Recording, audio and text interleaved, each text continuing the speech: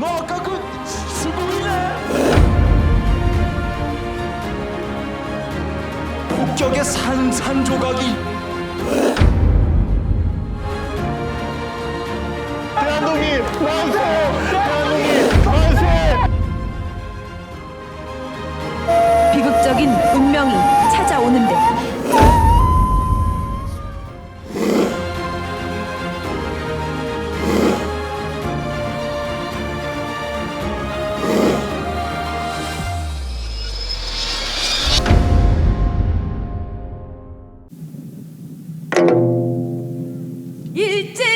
일제강점기 아름다운 이유로 무단 반출당한 뒤 가까스로 돌아왔건만 다시 만신창이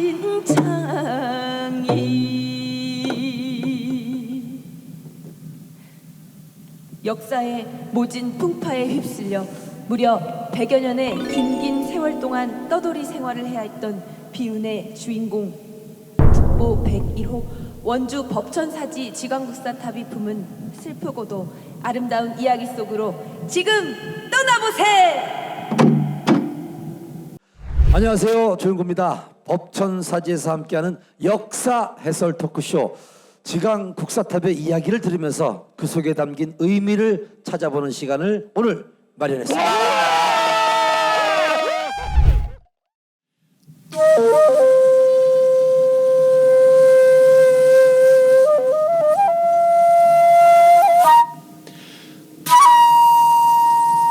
때는 11세기 고려 문종 시절 불교가 융성했던 당시 법상종의 고승이었던 해리는 임금의 간곡한 청을 받아 왕사의 자리에 올라 일평생 국사를 도모하며 나라의 큰 스님으로서 역할을 다하였는데 그러다 81세의 일기로 이곳 법천사에서 입적하고 열반에 들자 임금은 지광이라는 이름과 함께 국사라는 벼슬을 내리고 지광국사탑을 세워 해린 스님의 공적을 기리는구나. 사실 역사 이야기라고 하면 어렵고 무겁게 느껴질 수 있을 것 같습니다. 그래서 여러분을 쉽게 이해를 돕기 위해서 특별하게 지강 국사탑을 이 자리에 모셨습니다. 정확하게 말씀드리면 지강 국사탑 분장을 하신 분을 이 자리에 모셨는데 이분을 모셔서 간략하게 이야기를 좀 들어보도록 하겠습니다. 자, 자기소개 좀 부탁드리겠습니다. 예, 반갑습니다. 고려 11번째 왕으로 기억하는데요. 네네. 문종왕 시절에 해린 스님의 업적을 기리기 위해서 절을 만들었습니다. 그렇군요. 지금 뭐 보면 뒤에 뭐 아무것도 없지 않습니까? 네, 정말 휑하고 정말 너무 썰렁한데요. 예, 근데 그 당시에는 건물들이 쫙 들어섰고 네. 이 일대가 싹 다 제 나와바리였어요. 예? 거의 됐네. 저기 스고이 나와바리요. 모시모시 이빠이 스메키리 아유, 됐네. 죄송합니다. 그만 죄송합니다. 제가 강국구. 스미마생 죄송합니다. 잠깐만요. 제가 사실 일본에 좀 살다 와서 그랬어요. 나와바리가 나와가지고 죄송합니다. 저도 예. 아무튼 저는 여기서 태어났고요. 이제 나이가 1000년 가까이 되어 갑니다. 1000년 상당히 오래되셨는데 그렇다면 특별히 뭐 기억나는 사건이나 역사 같은 게 좀 있습니까? 제가 사실 그 우리나라 탑계에서 아름다운 탑 중에 탑이거든요. 그렇죠. 네. 6.25 한국전쟁 당시에 제가 경복궁에 있을 때 포탄을 맞았거든요. 포탄을 맞았다고요? 그때부터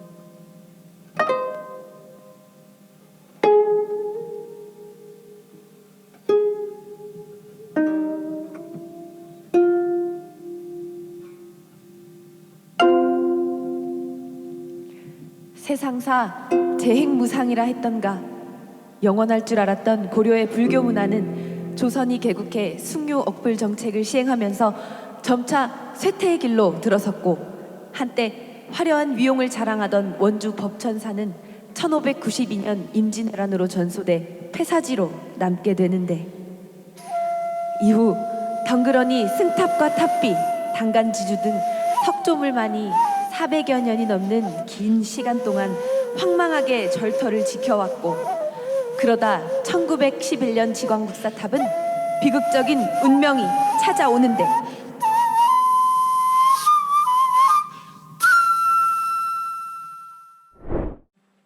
자, 잠깐만요.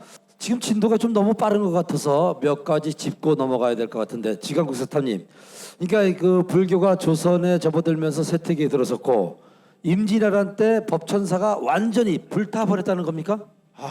좀 마십시오. 네. 불교 문화가 쇠퇴는 좀 했어도 예. 이 그럭저럭 지낼 만은 했었거든요. 네네. 그런데 어느 날 갑자기 이상한 머리한 놈들이 쳐들어와서는 누구요? 딱 저런 차림에 저런 머리였어요.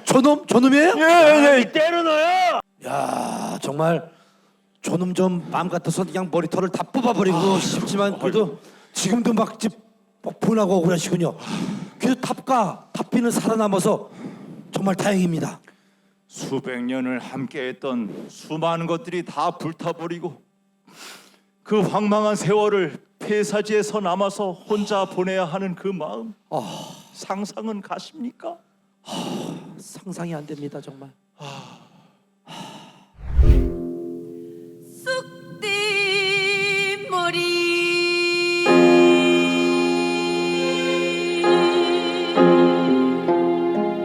귀신 형 정마곡방에 잔자리로 생각나는 것은 니뿐이라. 보고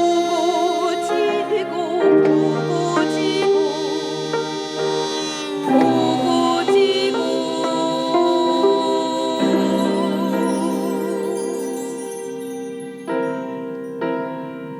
손가락 피를 내어 사정으로 님을 찾아볼까. 간장이 썩은 눈물로 님의 화상을 그려볼까. 개궁항아 주월같이 번듯이 솟아서 비치고저 전전반측 잠 못 이뤄 호전몽을 어이 꿀 수 있나. 내가 만일 잇몸 본채 옥중공원에 되고 들면 무덤 앞에 성난돌은 앞모습이 될 것이요. 무덤 근처 전나무는 황사목이 될 것이니 생전사후 이 원통을 알아주리가. 니스란 말이냐 쑥뒷머리.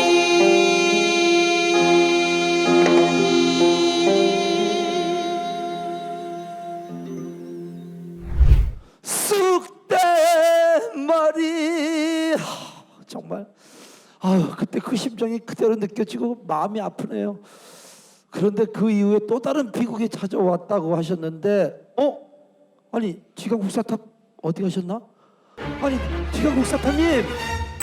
때는 바야흐로 1911년 원주 법천사.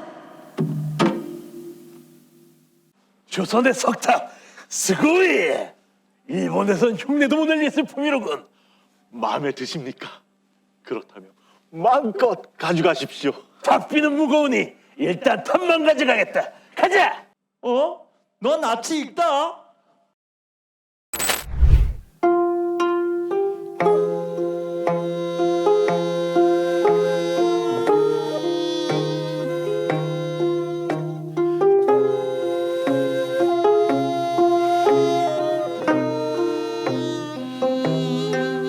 일제 강점기 시절 빼앗긴 나라에서도 어떻게든 살아남아 보겠다고 양심을 버리고 동포를 배신한 비겁한 인간 군상들.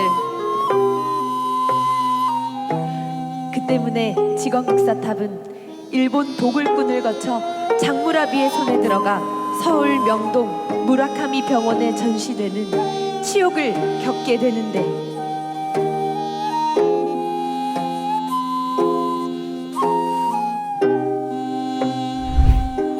정말 일본 사람들이 그것도 몰래 우리 지강국사탑님을 해체하고 이리저리 끌고 다녔다는 겁니까? 정말 너무한 거 아닙니까? 예? 예, 갑자기 말도 없이 이렇게 죽고 싶어서 급했어. 아유. 역 같다. 잠깐만, 욕하신 거죠? 아우, 정말 욕 나올 만합니다. 저도 지금 막 욕이 막 나오려고 그러는데, 그래도 워낙 지강국사탑님이 아름답기 때문에 총북부에서 뭐 어떻게 하지 못했는 거 아니었습니까? 예, 그렇습니다. 처음부터 저는 주목을 많이 받기 시작했지요. 그러다 보니까 갑자기 그 와다 스네이크인가 스네이치인가 이 작자가 예예예. 자기 욕심에 저를 독점하는 바람에 예예예. 치욕적인 역사가 시작된 거지요. 아, 치욕적인 역사가.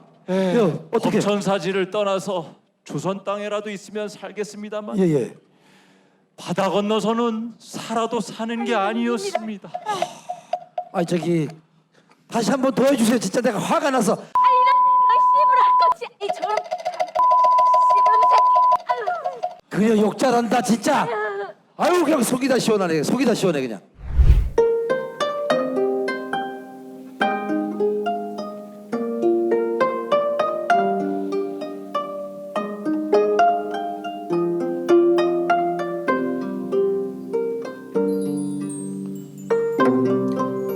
너무도 아름다워 슬픈 운명을 맞이한 지광국사탑.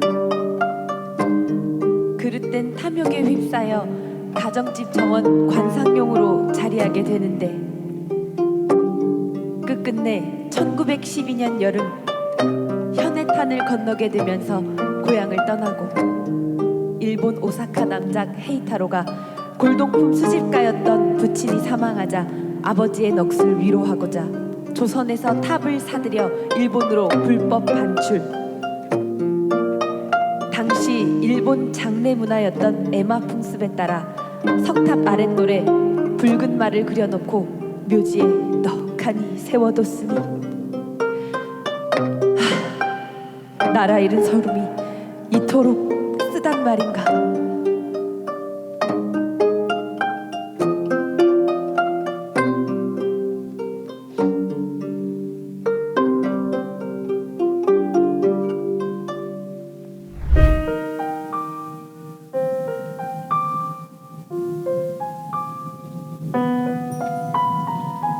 저쪽 산세를 보면 탑비 주변을 감싸고 있지 않습니까?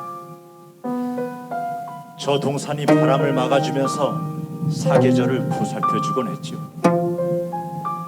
집 떠나서 겨울바람, 바닷바람을 직방으로 맞을 때에는 저절로 눈물이 나더라고요. 나의 집은 작은 두 발 위에 안겨있고, 꿈속에서도 알 수 있는 그 포근한 숨결이 나의 빈자리를 채워 다정하게 불어오는 바람결 따라 들려오던 그 따뜻한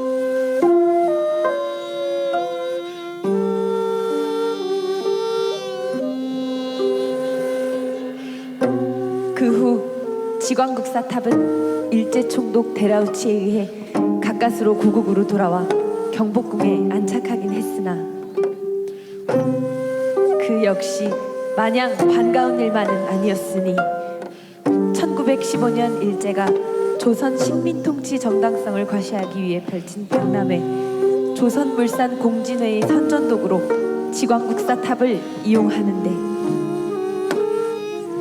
아마도 당시 일본은 조선을 영원히 식민지화할 수 있을 것을 자만했으리라.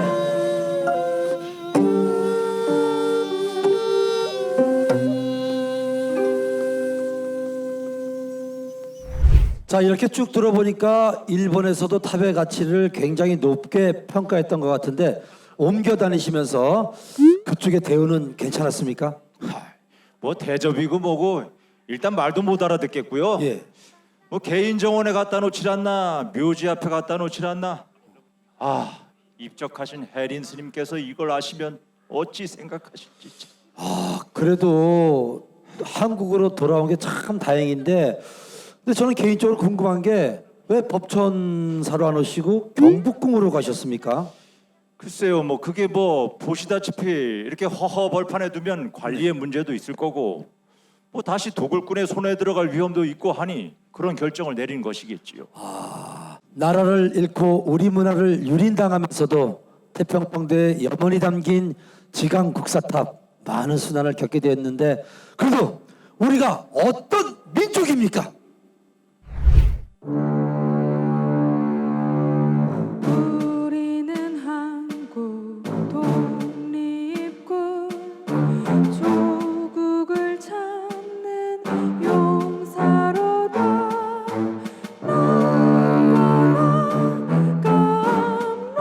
건너 백두산 넘어가자. 우리는 한국 왕복군 악마의 원수 저물리자.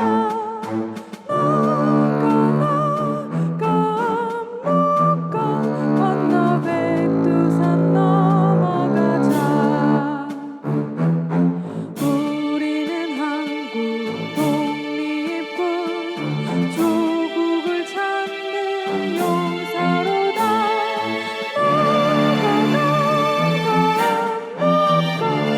건너 백두산 넘어가자. 우리는 한국 광복군 악마의 원수 저물리자. 건너 백두산 넘어가자. 우리는 한국 독립군 조국을 찾는 용사로다. 건너 백두산 넘어가자. 우리는 한국 광복군 악마의 원수 저물리자. 건너 백두산 넘어가자. 우리는 한국 독립군 조국을 찾는 용사로다. 건너 백두산 넘어가자. 우리는 한국 광복군 악마의 원수 저물리자. 건너 백두산 넘어가자. 대한독립 만세! 대한독립 만세! 대한독립 만세! 대한독립 만세! 대한독립 만세! 대한독립 만세! 대한독립 만세! 대한독립 만세! 대한독립 만세! 대한독립 만세! 이런 씨부랄!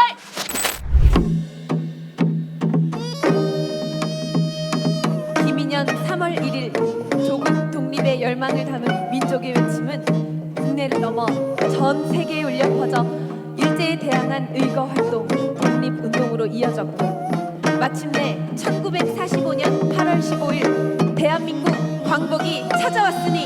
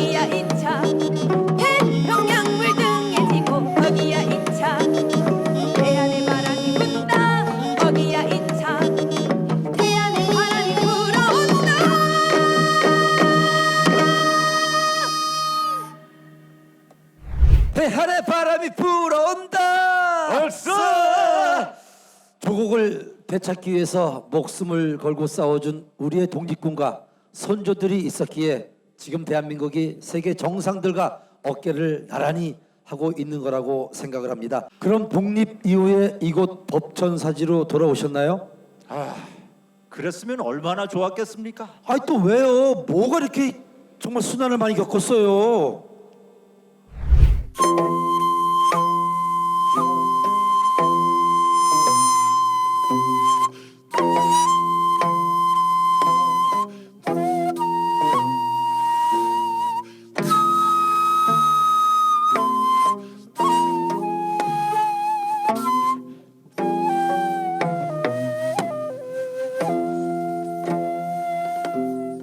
해방은 됐으나 봄은 오지 않으니 한반도의 백두대간은 남과 북으로 갈라져 질곡의 역사 속에 지광국사 탑은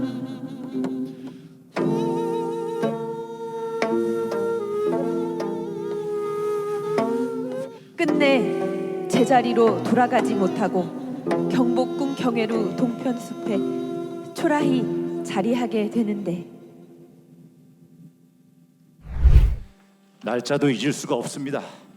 1950년 6월 25일 새벽, 광복 이후 또 다른 비극, 한국 전쟁이 발발했지요. 동족 상잔의 아픔 6.25 전쟁을 경복궁에서 그렇다면 또 겪으셨겠네요. 예, 3일 만에 서울이 함락되었고요. 제가 인터뷰 처음 시작할 때 포탄을 맞았다고 했잖아요. 네. 아주 폭격의 산산조각이. 아휴, 산산조각이 났어요. 아휴, 참. 아니 산산조각이 나셨다고 하는데 보기에는 멀쩡해 보이시는데요. 한국 전쟁이 끝나고 몇 년 후에 예. 한번 복원이 된 적이 있었어요. 아니 그러면 이 부서진 조각들을 다 붙였다는 이야기입니까? 그 당시에는 뭐 급하게 복원하느라 완벽하지는 못했습니다. 그 복원에 관련된 얘기는 저쪽 여성분이 자세하게 해주실 거예요. 거기 아니에요. 이쪽 좀 잡아주세요. 이쪽. 또 님이라니. 2005년과 2010년 두 차례 정기조사와 2014년 문화재 특별 점검을 거쳐 마침내 2016년 5월 지광국사탑 복원팀은 탑을 해체하고 보존 처리를 시작했으니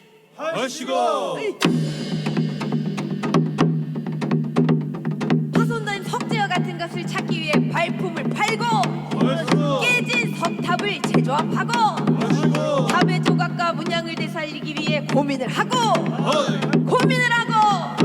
열정을 쏟고 온갖 고민과 열정과 노력과 심혈을 기울인 정성을 쏟아 마침내 2021년 1월 장장 5년간 복원 과정을 마치고 원형에 가까운 모습을 되찾은 지광국사 탑이로구나.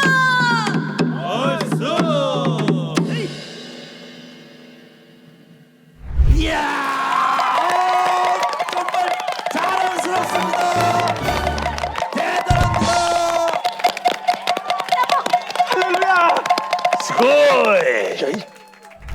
일제강점기 일본으로 무단 방출됐다 들어와 전쟁의 폭격을 맞고 방치됐다 제 모습을 되찾기까지 파란만장했던 100여 년, 그 동안의 세월이 켜켜이 쌓여 지금 지광국사탑의 가치가 더욱 빛을 발하는 거겠죠. 역사의 풍파에 휘말려 인고의 세월을 보내고 모두의 바람과 노력으로 마침내 부활한 국보 101호 원주 법천사지 지광국사탑, 우리가 지켜야 할 소중한 자산이고 문화유산입니다. 벌써 지광국사탑이 품은 슬프고도 아름다운 이야기, 여러분 아직 끝나지 않았습니다. 지광국사탑이 역사의 소용돌이 속에서 헤매는 동안 탑이 떠난 자리에서 홀로 남아 외로움과 사투를 벌인 탑비, 지광국사탑과 탑비가 하나 되는 날 비로소 100여 년 기다림의 마침표를 찍게 될 것 같습니다. 하루속히 그날이 찾아오기를 기원합니다. 기원하겠습니다. 예, 많은 관심 부탁드리겠습니다.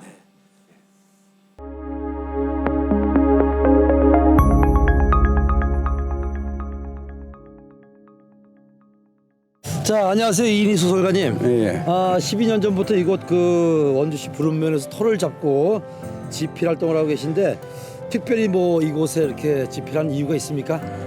이 불어는 네. 그 굉장히 이제 오셔서 알겠지만 굉장히 아름다운 곳입니다. 네. 남한강하고 그다음에 이제 나지막한 산들이 모여가지고 이렇게 마을을 이루고 있는데 그 삼도가 모여 있는 곳입니다. 경기도, 충청도, 예. 강원도. 그래서 이 안에는 이 나지막한 것처럼 그 사람들 굉장히 순하고 아름답습니다. 그래서 서로 어울리고 텃세도 안 부리고 그런 곳이고 네. 저는 이제 그 여기 살면서 이제 이 불원면의 역사들을 많이 보게 됐죠. 그렇군요. 그래서 이 불온강이라 이렇게 책도 집필하셨는데 얼마나 이곳 불온강을 사랑하는지 알 수가 있는 것 같은데 이 책의 반응은 어떻습니까? 뭐 제가 어떻게 말할 수는 없지만 하여튼 저 불온을 사람들한테 알려드리고 싶었고 네. 예, 불온이 그 일개 하나의 작은 면이 이렇게 천년고찰을 두 개나 갖고 있고 흥원청이라는 거대한 그 은선포나라라는 어떤 조창이 있었던 곳이 있는데 이런 식의 그 면은 전국에 하나뿐이 없습니다. 여기. 그렇군요. 자, 불온강을 통해서 불온의 아름다움을 또 이렇게 알려주고 계신데 작가님이 보기에 이곳 법천사지는 어떤 시각으로 좀 보이시는지요? 법천사지는 그 임진왜란 때 여기가 이제 소실이 됐습니다. 근데 그 알다시피 이게 고려 때는 고려 문종 때 굉장히 번성했던 절입니다. 그러니까 이 법천사 터는 전국 폐사지로는 최고로 큰 터예요. 그러니까 한눈에 볼 수가 없습니다. 여기가. 그래서 올라가서 내려다 보면은 이게 평평한 곳이 마치 이제 그 부처님의 경전 같은 그런 느낌을 주는 곳인데 여기 가만히 앉아서 있어 보면은 마치 저 밑으로 그 500낭한들이 내려앉는 그런 환상도 보게 되고 독경 소리도 들리고 여기에 오시는 분들은 가만히 한번 돌아다니게 거닐어 보시면은 여기서 많은 어떤 그 불교의 가르침을 느낄 수 있는 그런 곳입니다. 지강 국사탑이 안고 있는 역사적으로 참 이렇게 아픔이 많았거든요. 맞죠. 어떻게 이렇게 보시면서 어떤 감상들이 좀 드시나요? 그러니까 아시겠지만 여기는 임진왜란 때 소실이 됐습니다. 그러니까 문종 때 굉장히 번성을 했지만은 조선 시대에 들어오면은 불교를 억압하게 됩니다. 그래서 불교를 억압하면서 불교가 많이 쇠퇴하게 되는데 그럼에도 불구하고 이 법천사 터에는 또 문인들의 정신들이 굉장히 강한 곳입니다. 예를 들면은 한명의 서거정 권난 같은 역사적 인물들이 바로 여기서 배출이 된 그런 분들입니다. 그리고 여기에는 옛날에 한 200명에서 300명씩 그 유교를 배우러 온 유학생들이 그러니까 문인들이 200~300명씩 거주했던 곳입니다. 그러니까 여기 거돈사지, 법천사지, 그다음에 요 밑에 장들이 있는데 그 200~300명씩 있었으니까 그냥 얼핏 봐도 600명의 문인들이 있었던 곳이에요.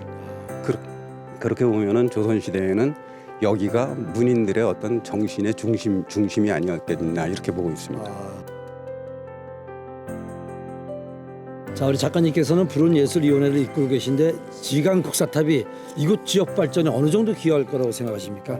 뭐 지역 발전에 기여를 한다기보다는 지강국사 탑의 그 정신은 굉장히 의미가 큽니다. 그러니까 이 탑비를 보시면은 탑비 위에 왕관 같은 모자가 있는데 저 위에 보시면 거기에 새겨진 그 조각들을 보면은 한마디로 말하면은 미륵사상을 보여주고 있습니다. 그러니까 미륵사상이라는 건 뭐 다 알다시피 그 모든 사람들이 평등한 세상을 꿈꾸는 그런 어떤 대동세상을 얘기를 하고 있고 만인의 평등을 얘기하고 있는데 그런 식의 정신들이 강하게 여기 흐르고 있고 아까도 말씀드렸지만 조선시대에는 그렇게 많은 문인들이 이곳에 있었던 곳입니다. 그래서 지강국사 현묘탑이 오면서 그런 정신들이 이 안에서 다시 한번 이렇게 복원되기를 바라고 있는 마음입니다. 우리 작가님께서 이렇게 뭐 하시고 싶은 말씀 있으면 한마디 부탁드리겠습니다. 좀 전에 말씀드렸듯이 이제 지강국사 탑은 상처를 굉장히 많이 받았습니다. 그러니까 일제 때 그 일본 사람이 반출을 해갔다가 다시 돌아왔지만은 6.25 때 엄청난 그 폭격을 받아가지고 한 1만 2천 조각이랍니다. 그걸 다시 다 복원을 시켜놓은 탑인데 그럼에도 불구하고 전 세계에서 가장 화려하고 아름다운 탑으로 알려져 있는 게 바로 지강국사 현무탑입니다. 이 탑이 오게 되면은 이제 우리가 일제 전사들이 아직까지도 많이 남아 있지 않습니까? 그런 것들이 좀 청산이 되고 이 안에 정말 그 불교의 가르침처럼 미륵사상 같은 것들이 이 안에 다시 태어나서 사람과 사람들 사이가 사람들 삶이 좀 더 좀 평등으로 나아가는 길이 되기를 바라고 있습니다. 자, 불온강의 저자 이희니 소설가님과 함께 지강국사탑 복원에 대한 또 축하 인사말과 함께 또 불온강에 대한 또 이야기도 함께 이야기 나눠봤습니다. 오늘 귀한 시간 내주셔서 감사합니다. 네, 고맙습니다.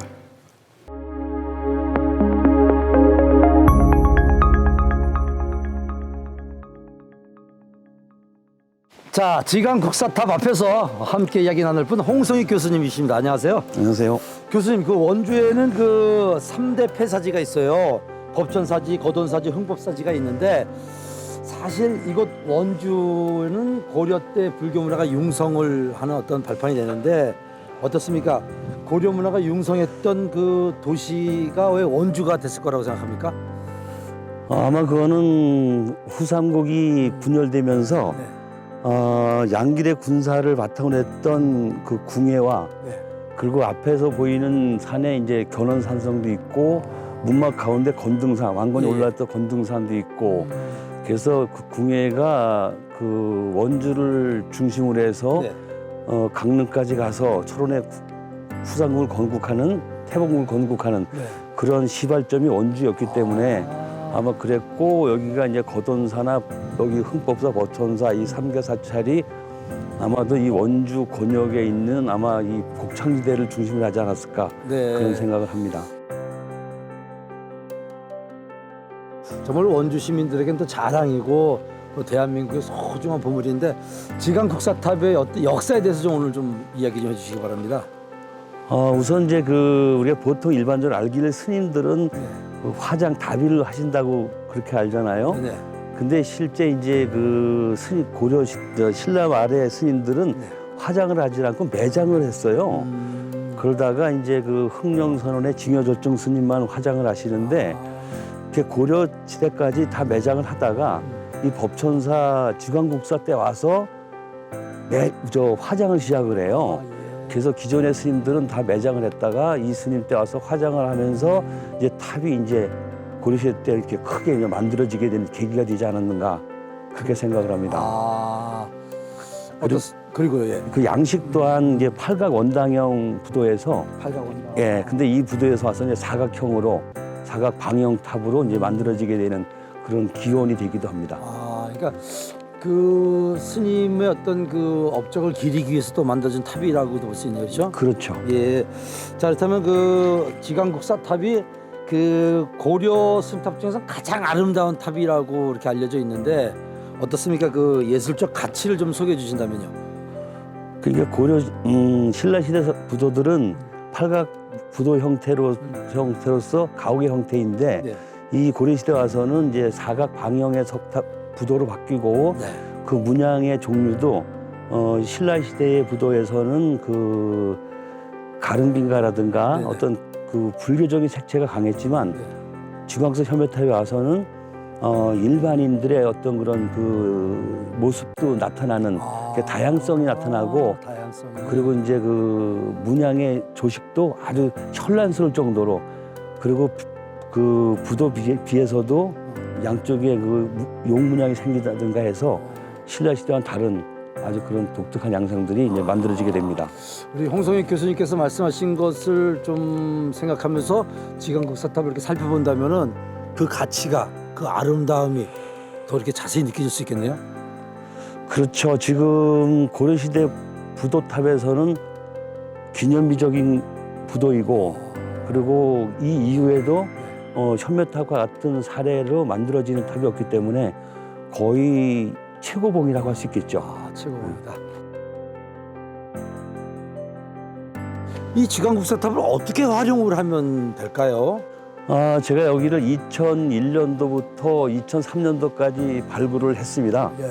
2년 반 와서 발굴을 하면서 제가 여기 개토제 고사문도 제가 읽었고 그랬는데 지금 20년 지난 입장에서 현재 현묘탑이 돌아오는 과정인데요. 과연 이것을 어떻게 우리 활용할 것이냐. 문화재는 활용하는 데 있어서 문화재가 갖고 있는 시간 그리고 공간 그리고 오늘이 과거를 바라보는 시각 이것을 우리가 어떻게 활용할 것이냐. 여행은 마음을 비우러 떠날 수 있다고 하지만 그렇죠. 답사는 마음을 채우러 가는 것이고 여행은 준비 없이 떠날 수 있지만 문화의 여행은 준비하고 떠나는 것이다. 준비해야죠. 그래서 문화재의 활용은 내가 준비해서 채워가는 것인데 활용에서의 가장 큰 것은 그것이 갖고 있는 시간과 공간, 역사를 내가 체험하는 것이다. 그것이 다른 것보다도 그것을 이해함으로써 활용하는 것이 가장 큰 의미가 아닌가 이런 생각을 합니다. 자, 교수님 말씀을 들어보니까 앞으로 우리가 어떻게 활용을 하면 더 큰 사랑을 받을 수 있는지를 알 수 있을 것 같은데 마지막으로 이제 앞으로 이제 지광국사탑을 찾아올 뭐 우리 대한민국 우리 많은 분들 그런 분들이 꼭 당부하고 싶은 말씀이 있다 한 말씀 부탁드리겠습니다. 문화재는 모두의 것이다. 공유하는 것이다. 그래서 우리가 오늘 보는 문화재 지광국사 현묘탑을 우리 후손들이 볼 수 있도록 그것이 갖고 있는 역사성, 시간성, 의미성을 같이 공유했으면 좋겠습니다. 홍성익 교수님과 함께했습니다. 감사합니다. 감사합니다.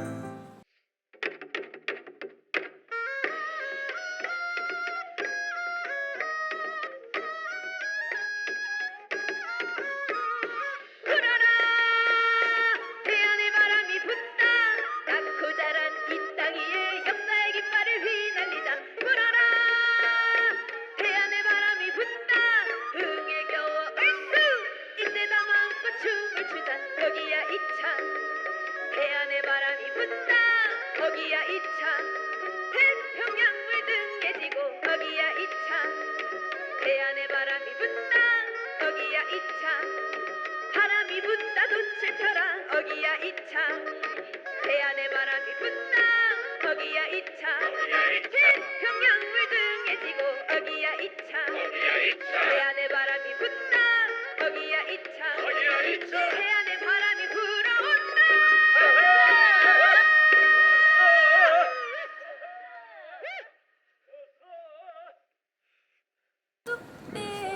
안 돼요, 안 돼요. 그렇게 가르쳐도 안 돼요. 오늘 중에 안 되니까 그냥 안 되는 분이니까 그냥 여기까지. 내가 알아서 할게. 기가 막힌다 연기는. 야, 백상예술대상감이다. 연기는 너무 머리. 야, 여기가 연기 대상이네 오늘. 야, 됐다. 이런 님이럴 씹을 것. 진심으로 하면 어떡해. 당장 머리 깎아. 당신은 스님상이야. 이걸 어떻게 다 지랄났다 이거 진짜. 이걸 다 해요. 일제강점기 일본어로 무슨 탑이냐? 지광국사탑. 지광국사탑 탔어요. 진짜 너무 좋다 야. 야 이거 진짜 구성 잘했네. 야 진짜 정말 잘하네. 겨울바람, 바닷바람을 일본에서 맞을 때에는 저절로 눈물이 나더라고요.